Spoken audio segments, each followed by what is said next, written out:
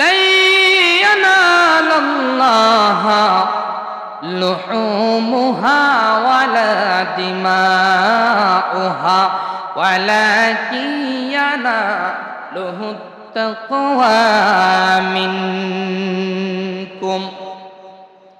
আল্লাহ রাব্বুল আলামিন কয়, ও আমার বান্দারা শুনো,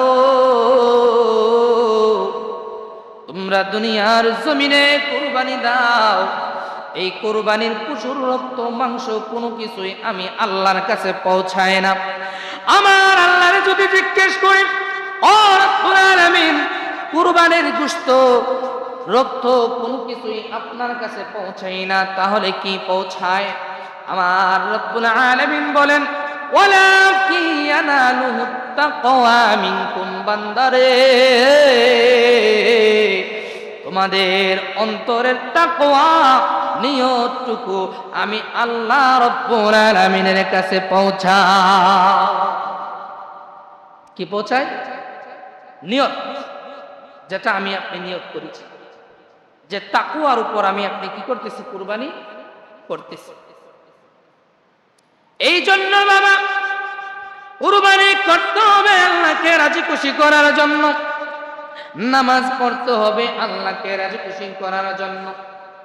আমার আল্লাহ রাব্বুল আলামিন বলেন, কুল ইন্না সালাতি ওয়া নুসুকি ওয়া মাহইয়ায়া ওয়া মামাতি লিল্লাহি রাব্বিল আলামিন।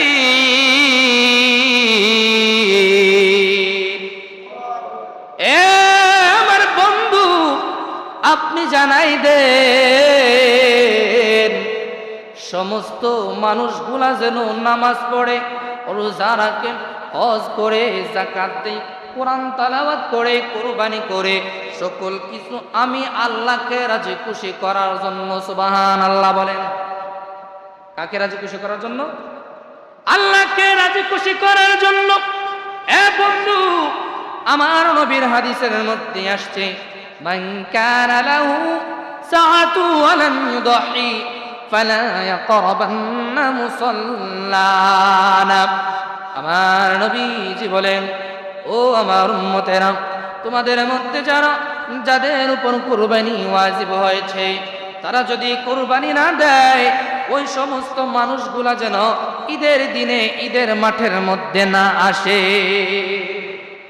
নবীজি নিষেধ করেছেন, যাদের উপর কুরবানি ওয়াজিব, তারা কুরবানি যদি না দেয়, ঈদগাহে যেন না যায়। হুজুর, কুরবানি দিলে কি লাভ? আমার আল্লাহ তো বলে দিয়েছেন, এই কুরবানির মাধ্যমে আল্লাহকে পাওয়া যায়। কথা কোন ঠিক না বেটি? আমার নবী বলেন, উম্মতেরা রে,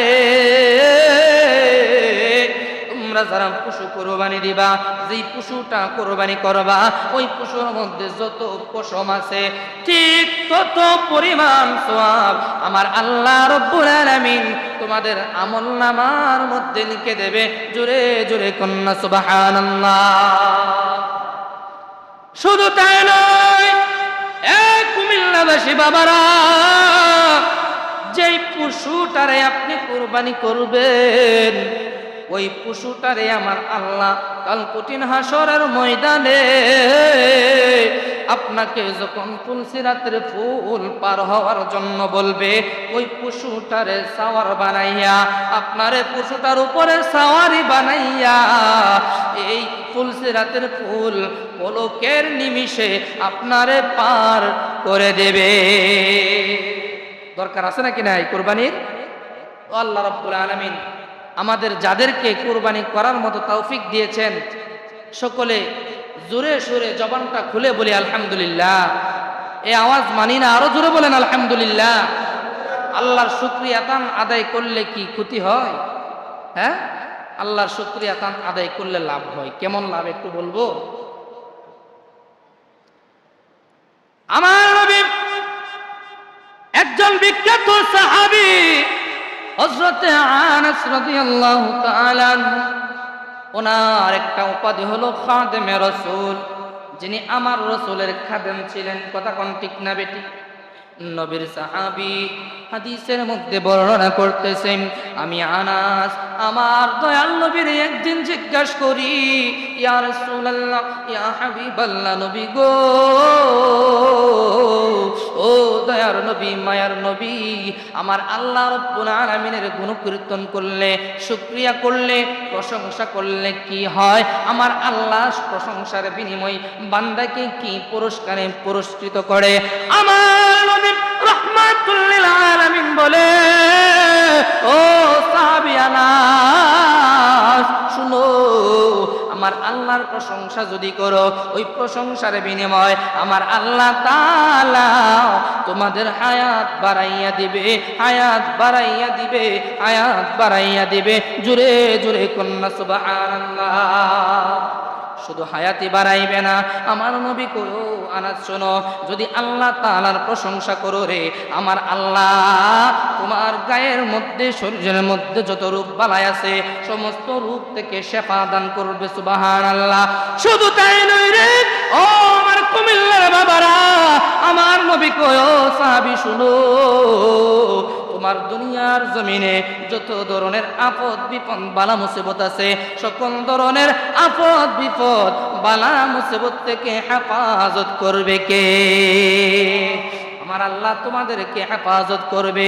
এরপরে শুধু তাই নয়, আমার আল্লাহ তাআলা বলে, দুনিয়ার জমিনে রিজিকের যদি অভাব থাকে, আমি আল্লাহর প্রশংসা করার কারণে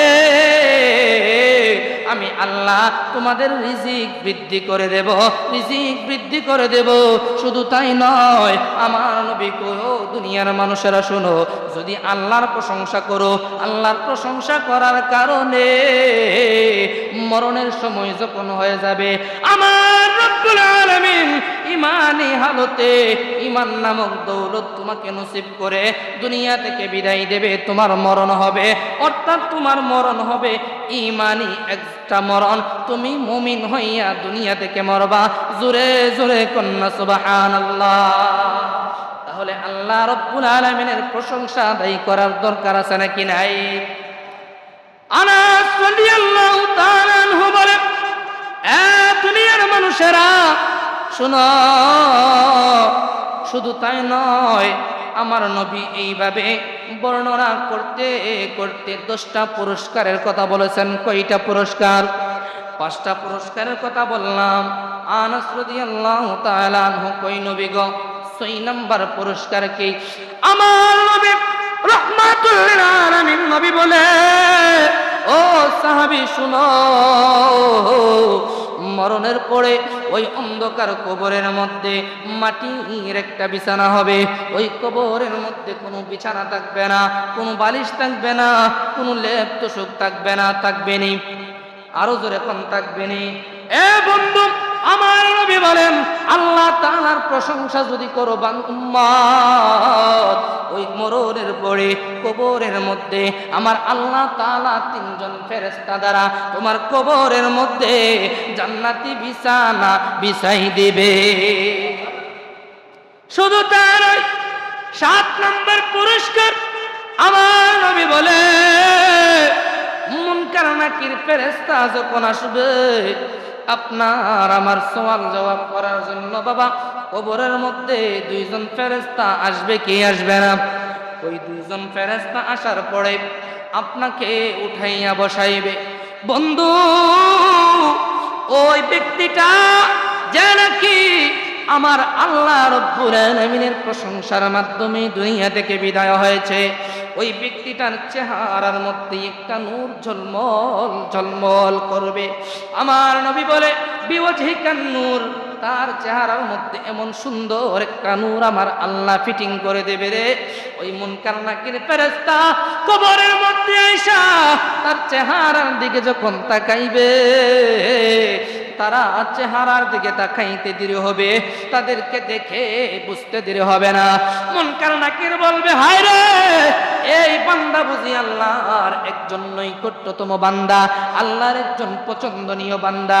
ঈমান নামক দৌলত তার কপালে দেখা যায়, ঈমানের চিহ্ন তার কপালের মধ্যে পাওয়া যায়। এই বান্দাটা আল্লাহ তাআলার একজন পছন্দনীয় বান্দা। ওই বান্দার জন্য সওয়াল জবাব সহজ করে দেবেন কে? ফেরেশতারা দোয়া করবে বান্দার জন্য। 8 নাম্বার পুরস্কার আমার নবী বলে, এ উম্মতেরা শুনো, মুনকার নাকির কবরের মধ্যে প্রবেশ করার পরে 3টা প্রশ্ন করবে। কয়টা প্রশ্ন? আরো জোরে কন্যা, কয়টা প্রশ্ন? 3টা প্রশ্ন। মার রব্বুকা, তোমার রবকে। ওমান দীনুকা, তোমার দিন কি? ওমান নাবিয়ুকা, তোমার নবীকে। কথা কোন ঠিক না বেটি? অথবা বলবে, এই যে একজন লোক দাঁড়িয়ে আছে, ওনাকে তুমি চিনতে পারো? এ বন্ধু, হাদিসের মধ্যে আসছে, যেই ব্যক্তি আমার আল্লাহ তাআলার প্রশংসার মাধ্যমে, আল্লাহর প্রশংসার মাধ্যমে দুনিয়া থেকে বিদায় হয়ে যাবে, আমার নবী কয় ওই কবরের 3টা প্রশ্ন তার জন্য সহজ করে দেওয়া হবে। ওই মানুষটা প্রশ্ন করতে দেরি হবে, সওয়ালের জবাবগুলো দিতে দেরি হবে না। কবরের সওয়াল জবাব যদি দিতে পারেন, কোনো চিন্তা আছে? কোনো চিন্তা না। সাহাবী হযরত আনাস রাদিয়াল্লাহু তাআলা আনহু বলেন, ইয়া রাসূলুল্লাহ, নবী গো, 9 নাম্বার কি পুরস্কার? কি পুরস্কার?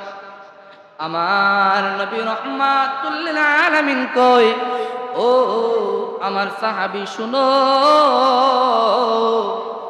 ওই হাসরের ময়দানে একটা ফুল হবে, নাম হলো ফুল সিরাতের ফুল। কথা কোন ঠিক না বেঠিক? আল্লামা ইমদাদুল্লাহ মুহাজির মক্কি রাহমাতুল্লাহি আলাইহি ফুল সিরাতের ফুলের বর্ণনা দিতে গিয়ে বলেন, এ দুনিয়ার মানুষেরা শুনো, মানুষের একটা চুলকে 70 ভাগে ভাগ করার পরে একটা ভাগ যেমন চিকন হয়, এর চাইতেও আরো চিকন হবে ফুল সিরাতের ফুল। আল্লাহু আকবার বলেন।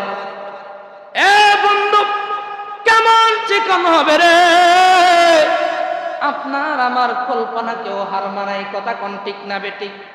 আল্লামা ইমদাদুল্লাহ মুহাজিরিন মক্কি রাহমাতুল্লাহি আলাইহি বলেন, ওই একটা চুলকে 70টা ভাগে বিভক্ত করলেন, একটা ভাগ যেমন চিকন হবে, এর চাইতেও বেশি চিকন হবে। শুধু তাই নয় রে, ওই ফুল সিরাতের ফুলটা তলোয়ারের চাইতেও ধারালো হবে। কিসের চাইতে ধারালো? তলোয়ারের চাইতেও বেশি ধারালো হবে। আমার আল্লাহ রাব্বুল আলামিন ওই ফুল সিরাতের ফুলের নিচে আমার আল্লাহ হাবিয়া দুজক বিছাই দিবে। হাবিয়া দুজক দ্বারা ফুল সিরাতের নিচটা সাজাইবে।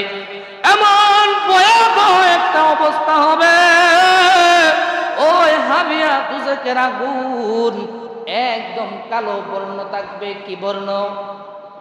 কালো যদি তাকে, অন্ধকারাচ্ছন্ন তাকে, আমরা কোনো কিছু দেখবনি, কোনো কিছু দেখা সম্ভব হবে না, সম্ভব হবে না বন্ধু। ওই আল্লামা ইমদাদুল্লাহ মুহাজিরি মক্কি রাহমাতুল্লাহি আলাইহি বলে, এ দুনিয়ার মানুষেরা রে, ফুল সিরাতের ফুলটা চুলের চাইতে চিকন হবে, তলোয়ারের চাইতেও ধারালো হবে, নিচে থাকবে হাবিয়া দুজক, এই চতুর্দিকে অন্ধকার থাকবে, মানুষ কোনো কিছুই চোখে দেখতে পারবে না। ওই ফুল সিরাতের ফুল থেকে যদি পা পিছলে যায়, তার স্থান হবে জাহান্নাম। কোথায়? জাহান্নামের মধ্যে নিচে পড়ে যাবে। এ বন্ধু, যেই বান্দাগুলা আমার আল্লাহর প্রশংসা করে দুনিয়া থেকে বিদায় হয়ে গেছে, ওই বান্দাগুলারে আমার আল্লাহ রব্বুল আলামিন একটা নূর ফিটিং করে দেবে। নূরের তাজাল্লিতে ওই বান্দাগুলা বিজলির আকারে ফুল সিরাতের ফুল পলকের মাধ্যমে পার হয়ে যাবে। জুরে জুরে কন্যা সুবহানাল্লাহ। 10 নম্বর পুরস্কার আমার নবী বলে, আনাস ফুল সিরাতের পুল পার হওয়ার পরে রে বিগয়রি হিসাবি দাখালাল জান্নাহ, আমার আল্লাহ তাআলা ওই সকল বান্দাগুলারে বিনা হিসাবে জান্নাতের মধ্যে পাঠাই দিবে। ওই জন্য আল্লাহ তাআলার প্রশংসা দরকার আছে নাকি নাই? আল্লাহর গুণকীর্তনের দরকার আছে নাকি নাই? এ বন্ধু, আমার নবীর একজন উম্মত যিনি হলেন রাইসুল মুফাসসিরিন আব্দুল্লাহ ইবনে আব্বাস রাদিয়াল্লাহু তাআলা আনহু, তিনি হলেন রাইসুল মুফাসসিরিন। দুনিয়ার জমিনে ওই কাল থেকে কিয়ামত পর্যন্ত যত মুফাসসির দুনিয়ার মধ্যে আসে, তারা যদি আব্দুল্লাহ ইবনে আব্বাসকে না মানে তারা কখনো মুফাসসির হতে পারবে না। এমন একজন মুফাসসির বলেন, ওই আল্লাহর প্রশংসা করার জন্য কি কি মাধ্যম? আমার নবীকে বলেন, ইয়া রাসূলুল্লাহ, নবী গো, আমার আল্লাহ তাআলার ওই প্রশংসা করার মাধ্যম কি কি, কয়টা মাধ্যম? আমার নবী বলেন 3টা মাধ্যম। কি কি মাধ্যম? আমার নবী বলেন, ওয়াবুদুল্লাহ, আমার আল্লাহর ইবাদত করার মাধ্যমে। কিসের মাধ্যমে? আরো জোরে কোন, কিসের মাধ্যমে? আল্লাহর ইবাদত করার মাধ্যমে। আল্লাহর ইবাদত করার জন্য আমার আল্লাহ আপনারে আমারে দুনিয়ার মধ্যে পাঠাইছে। কথা কোন ঠিক না বেঠিক? আমার রব্বুল আলামিন বলেন, ওয়া মা খালাকাতুল জিন্না ওয়াল ইনসা ইল্লা লিয়াবুদুন। আমি রব্বুল আলামিন দুনিয়ার জমিনে 2টা জাতি বানাইলাম, একটা হলো জিন জাতি আর একটা হলো মানুষ জাতি। ওই 2টা জাতির বানাইলাম একমাত্র আমি আল্লাহর ইবাদত করার জন্য, আমি আল্লাহর গোলামি করার জন্য, আমি আল্লাহর দাসত্ব করার জন্য। জোরে জোরে কি আল্লাহু আকবার বলা যাবে না? এ আমার বন্ধু, আমার নবীকে জিজ্ঞেস করে, নবী গো, 2 নাম্বার মাধ্যম কোনটা?